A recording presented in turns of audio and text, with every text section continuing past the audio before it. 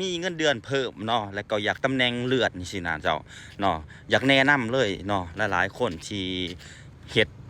เฮ็ดเวียกเนาะเป็นลูกน้องเนาะลูกน้องเขาว่าจะเป็นสายอาชีพได้ก็แล้วแต่เนาะกรรมกรข้าราชการก็แล้วแต่เนาะแต่ว่ามันก็สิมีลูกน้องแบบบางจำพวกเห็นบ่เฮ็ดงานนักแน่นิดนึงอยากรีมีเวียกเขาแน่อยากรีจังซี่นะบ่อยากฮับจังซี่นะ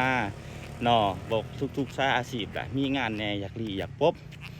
อยากปลักอยากรีไปรับไปนอนจังซี่นะบ่อยากให้หัวหน้าใส่จังซี่นะแปลว่าคนกลุ่มประเภทนี้เจ้าคิดผิดแล้วเจ้าคันเจ้าอยากได้ดีจะต้องเฮ็ดบ่แม่นว่าเฮ็ดแต่พอแต่ให้แล้วทำให้เสร็จกับทำให้สุดมันต่างสินะเพราะฉะนั้นบางคนเฮ็ดแต่พอแล้วที่ละมือแล้วก็แล้วสินะแต่ว่าบางคนมีจำพวกแบบลูกน้องที่มันเข้าใจเขาเฮ็ดให้สุดแล้วยังบ่พอจะต้องเฮ็ดให้มันสุดเพื่อหยังเนาะคือยังคนที่มาอยู่นำเนาะสำหรับเฮาเป็นหัวหน้าเนาะที่มีลูกน้องสิเฮาจะคิดเพื่อเขามองใดคนที่เขาพยายามบอกเขาให้เขาเข้าใจแบบนี้คือกันเนาะหลักการมันอย่าตีเวียกเจ้าเราเฮ็ดงานอย่าสิเฮ็ดแบบคือว่าเฮ็ดให้มันแล้วแล้วก็แล้วบ่แม่นอันนี้เจ้าผิดเจ้าพลาดเลยเนาะเพื่อเป็นหยังคือว่าสั่นไปว่าอย่าให้เจ้าเฮ็ดโลดเจ้าแล้วอันนี้เจ้าก็ต้องถามว่าหัวหน้าอันนี้แล้วมีเวียกใดให้ซอยมีเวียกใดให้เฮ็ดบ่เห็นว่าคนบ่คือเขาบอกว่าคันคนหัวหน้าคนใดใส่เจ้ามีบุญแล้ว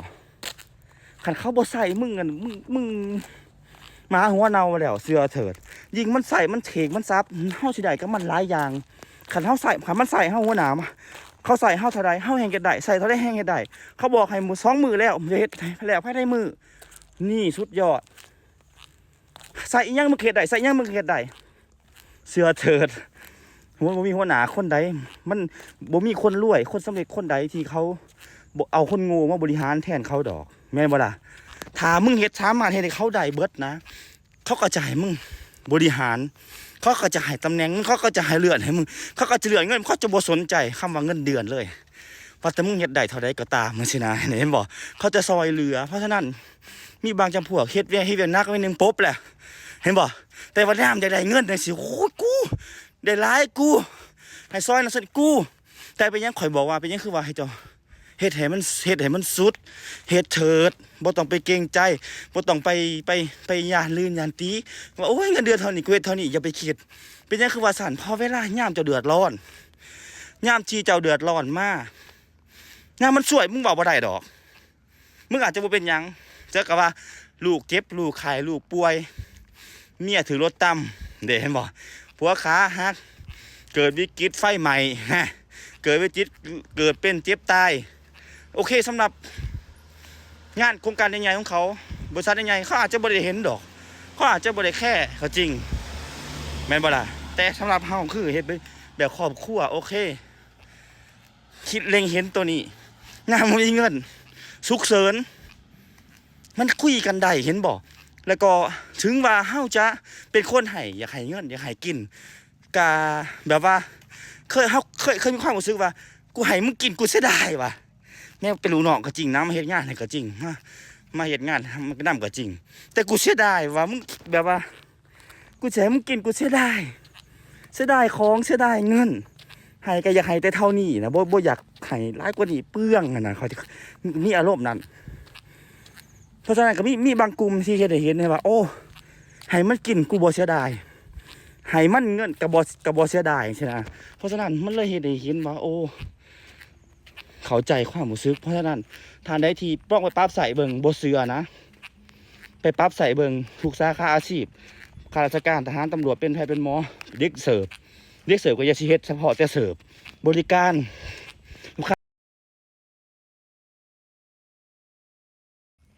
อะไรบางคนก็จะเสิร์ฟอยู่หันจังซี่นะก็บ่ได้เคยใส่ใจลูกค้าเห็นบ่บ่ได้เคยปัดบ่ได้เคยเซตลูกค้าบ่ได้เคยแบบโอเคเสิร์ฟแบบโอเคน้ำเบิดโอเคตัวนี้ตัวนั้นแซ่บนะตัวนี้ขึ้นหน้าขึ้นตานะเห็นบ่เจ้าสิได้ทั้งสองอย่าง1ได้ทิปจากลูกค้า2มาจะสิได้ทิปจากเจ้านาย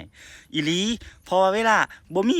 บ่มีเจ้านายคนใดดอกที่เขาสิมานั่งบอกว่าเงินเดือนเจ้าเท่านี้ซ้ำกันเขาบ่ให้บอกให้ว่าบริษัทใหญ่ๆเขาบ่จะบ่บอกกันว่าในแผนกเดียวกันหรืออีหยังก็ตามเขาจะบอกว่าเงินเดือนเท่าใดเห็นบ่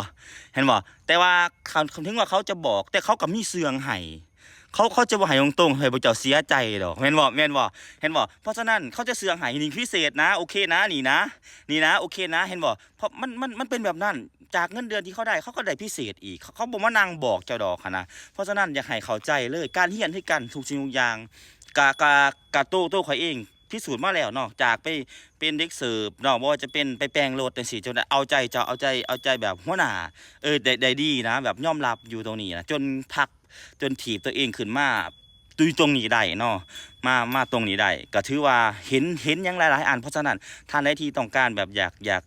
กเงินเดือนขึ้นตำแหน่งเลื่อนล่องเบิ่งเจ้าได้ดีแน่นอนเจ้าอีหลีเห็นบ่หลายคนว่าเวียกนักแลนปุ๊บให้ผู้ใดมาเฮ็ดแลนปุ๊บให้ผู้นี้มาเฮ็ดเห็นบ่แต่อย่าลืมว่าเจ้านายมันแนมเจ้านายมันเห็นว่าบักนี้เฮ็ดได้ทุกอย่างบักนี้เฮ็ดได้คู่อันเห็นบ่เพราะฉะนั้น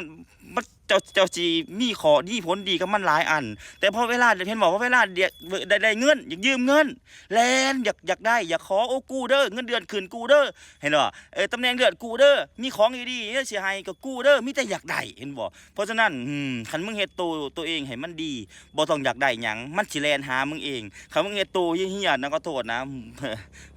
มึงต้องแลนหามันตลอดชีพทุกสาขาอาชีพคือกันเงินคือกันค่ำคือกันรถคือกันทุกสิ่งทุกอย่างกันคันมึงปรับตัวเองบ่ดีเวียกงานคือกันนะอย่ามาถามว่าโอ้เวียกงานอยากได้ดีๆอยากได้เมียดีๆอยากได้ผัวดีๆอยากได้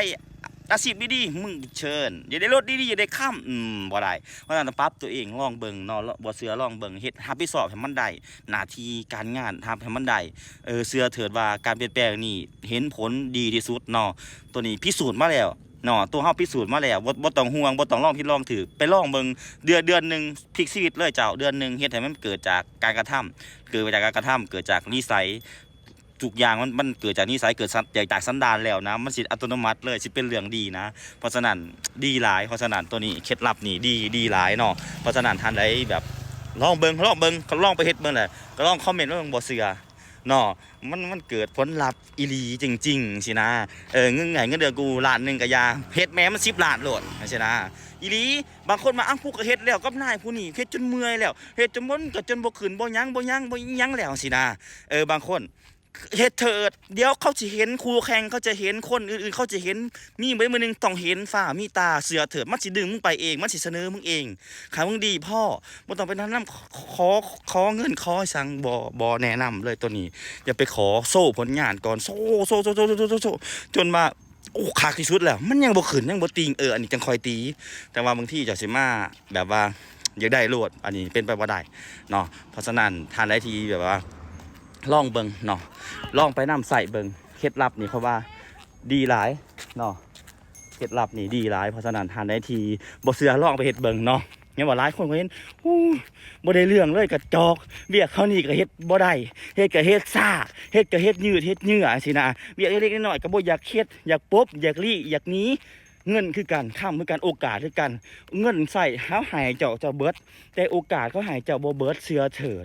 อีหลีความสวยมันมาทุกรูปแบบคันมันมาเพราะฉะนั้นเจ้าคันจะบ่มีโอกาสนี่แม้กระทั่งว่าเฮาเฮ็ดธุรกิจด้วยกันแหละเฮ็ดเวียกด้วยกันแหละสิขึ้นตำแหน่งด้วยกันแหละเจ้าต้องอาศัยสิ่งเหล่านี้สุขชะตาของเจ้าเองที่เจ้าสร้างมันเองเห็นบ่เป็นแบบนั้นอีหลีเพราะฉะนั้นเจ้าต้องมีสิ่งเหล่านี้ก่อนเจ้าสร้างมันก่อนสร้างเหตุแล้วมันสิเกิดผล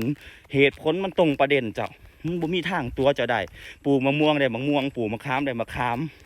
บ่มีทางปลูกมะขามออกเป็นมะม่วงเนาะเพราะฉะนั้นเหตุผลตรงดีเนาะเพราะฉะนั้นท่านใดที่ลองเบิ่งประเภทเบิ่ง7 มื้อ54 มื้อเขาว่าพฤติกรรมจะเปลี่ยนโลดเนาะจะสิรู้สึกว่าคนรอบข้างจะเฮ็ดได้บ่ได้หาบก่อนหาบก่อนหน้าที่เวียกเฮาเด้แม่นแต่ว่า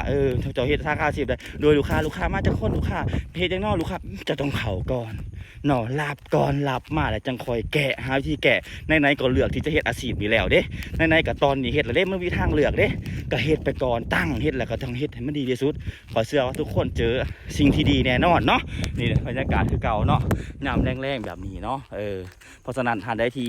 เฮ็ดแล้วเกิดผลลัพธ์แบบใดลองมาคอมเมนต์สู่กันฟังเด้อพี่น้องเด้อสุดท้ายนี้ครับพระเจ้าขอมาสบายดี